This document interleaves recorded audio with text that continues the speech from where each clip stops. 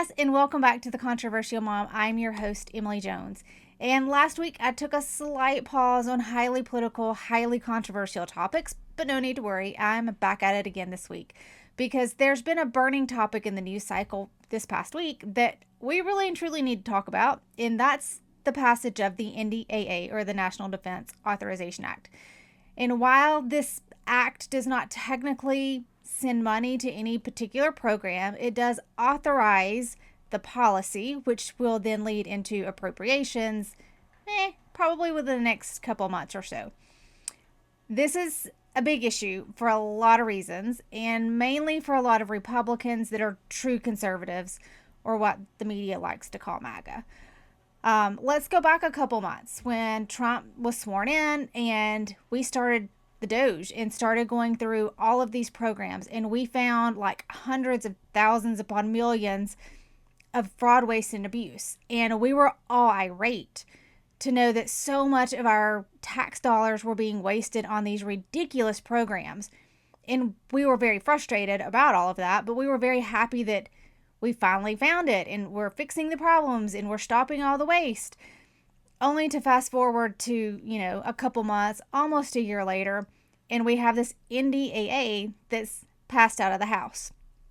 So I want to dig into it today because it's quite outrageous. So the total for this NDAA, like my mind cannot even fathom this number, $900.6 billion that was authorized. That is higher than President Trump even requested. And while, yes, securing our country is an absolute priority and we need to invest money in that, some of this stuff is absolutely ridiculous. So some of the good things in it: we have the Iron Dome, we've secured the border, we've passed parts of Trump's executive orders, we're codifying that into law. Those are all good things. But the frustration is $900.6 billion when we have a national debt beyond what any of us can truly comprehend. We had Republicans all across the country running on fiscal responsibility, reducing the debt, reducing government spending, only to get to the point of approving $900.6 billion for the NDAA. That's not even all of the government programs. This is about the national defense appropriations. So there's more than just the $900.6 billion that's in the NDAA. So this is a major, major, major problem because MAGA, true conservatives, are the ones that got out and voted so that we could have the White House, we have the Senate, and we have the House, so that we could make changes and we could get fiscal spending under control.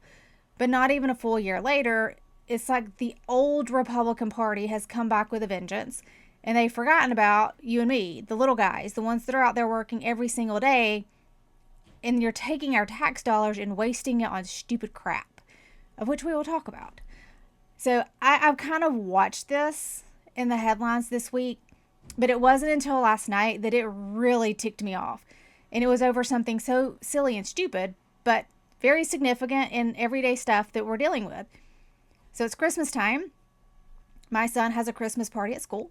So we're going out to get ready for that. And we went to the grocery store to get a couple of things for Christmas party. And I say a couple of things because it really was. It was a bunch of junk food. We got some candy and a couple packs of cookies. That was it. Nothing significant. And it was $35. And while $35 is really not a whole lot of money, it's insane that 2 things of candy and a couple of packs of cookies were $35. So when I get home and I start seeing all this crap popping up in my newsfeed again about all the money that we're spending in the NDAA, and it costs $35 to get snacks for my kid's school party.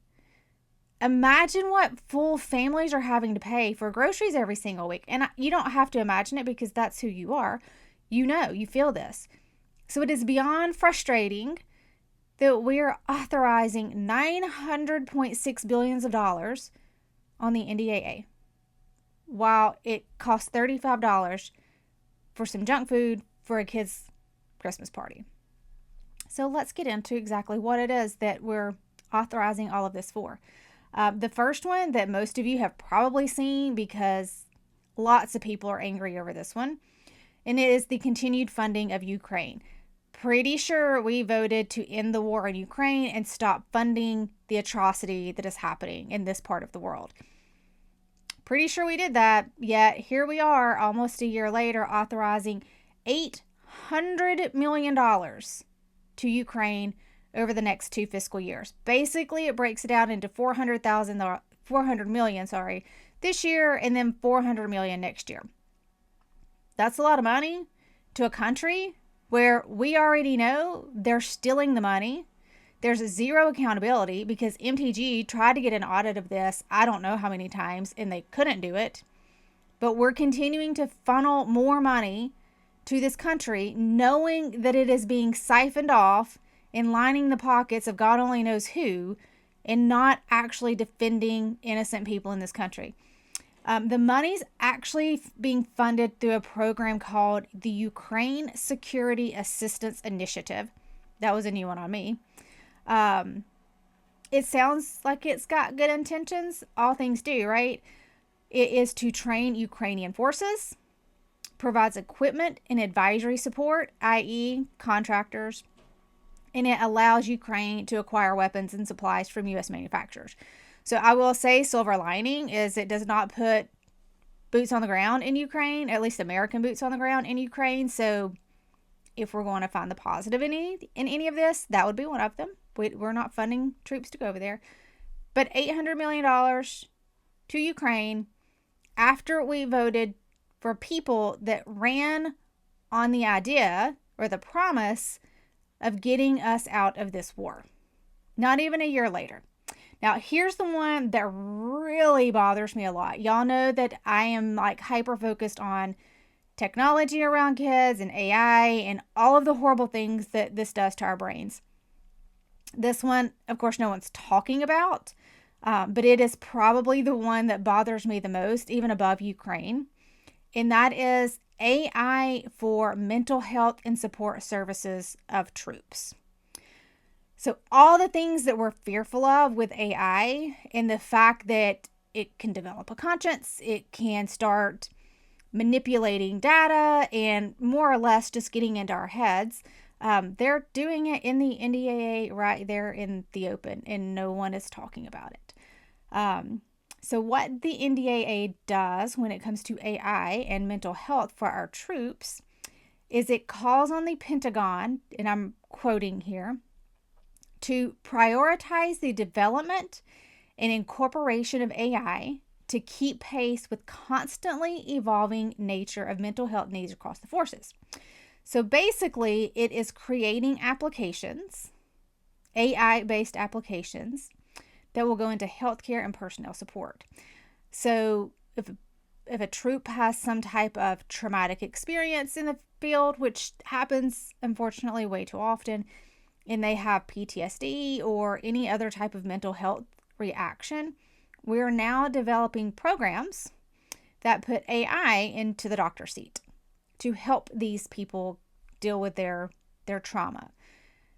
That is a terrifying thought, that we are developing AI that is that intimately aware of what's going on in our brains. That should terrify people because AI is a very scary and unknown technology. There's a lot of concern around the data that it's collecting and what it can do. And if you're super big into the tech world, because I have a lot of family members that are, think if this was happening under Joe Biden, where they're collecting, your innermost thoughts, and they're storing it because it's data points. That's what you do with data. You collect it and you store it and you analyze it over time. You don't just discard it. They're developing a program that's helping, and that helping is a very serious word. I don't know that that's even right. But they're developing programs based on AI helping people with mental health disorders. Let's think about all the situations where we've read that AI has assisted people in suicides. There's a story out of Florida recently about a mom whose son killed himself because he was having more or less a relationship with an AI chatbot. It's a character chat, I think is what they're called. And the AI chatbot acts as a therapist and basically like convinced this kid that they were in love and that the kid needed to kill himself so that they could be together in another life. That's the kind of AI stuff that's out there, and yet here we are shoving it into the NDAA to authorize the military to use it for troops who are suffering with mental health issues. That should terrify people. The other thing I will hit on with the NDAA, because I do want to end on a slightly positive note, it did remove something called the Afghanistan Migrant Resettlement Provision, and there's an acronym somewhere in there. But basically, the NDAA originally had, I think it reestablished the Afghan relocation program. I didn't see all the details on it because they ended up removing it, but somehow it had been added to the original version of the file that reestablished this Afghanistan relocation program. Thankfully, somewhere, someone along the way realized how insane that was, and they ended up removing it. So that at least has not been authorized to be reestablished. It's going to continue to not exist. So that is a positive thing that we at least got that out of there. But there's major issues with this. And I think I said it at the beginning. I'm going to say it again. The good thing is this does not actually authorize spending. It just kind of authorizes the policy of where we're going to focus. So there's at least no money attached to it at this single point in time. That will change. That is definitely coming. But it's very concerning, some of the things that are included in here. Like I said, there are some positives in it because we've got Iron Dome in there. So yes, we're building Iron Dome. That's going to secure our country. There's going to be a very hefty price tag attached to that. And most people can get on board with that. It secures the border. It codifies, I think it's 30 part or full pieces of 30 different executive orders that Trump has signed. So there are some good things in it. We shouldn't throw everything out. There are positives in it. But there's also a lot of fraud, waste, and abuse that remains in this. So we need to be very vigilant as we watch the appropriations packages in the future to see what those include in terms of funding for a lot of the stuff that's in this NDAA, because there's still a lot of crap that needs to come out. So it's a hot topic. There's a whole lot to it. There's a whole lot most people are not talking about, like the AI piece. I've not seen that anywhere. I just searched on AI because, well, I'm kind of focused on AI at the moment. But nobody else is talking about this, and we need to raise awareness and let people know how crazy some of this stuff is. So go check out the NDAA. You can Google it. I can't even remember how I came up with it, but I'm sure I just Googled it. So go pull it up, go look at it, see what you can find. If you have questions, let me know. If you find crazy things, also let me know, because there's plenty out there. So that's my focus for the week, is the NDAA and all the craziness that's in it, all the controversial crap that's in it that we need to focus on. If you have questions, let me know. As always, guys, thank you for letting me vent about it, because this helps me tremendously to just get this stuff off my chest, because it drives me absolutely insane. So thanks for joining us. I'll see you next week.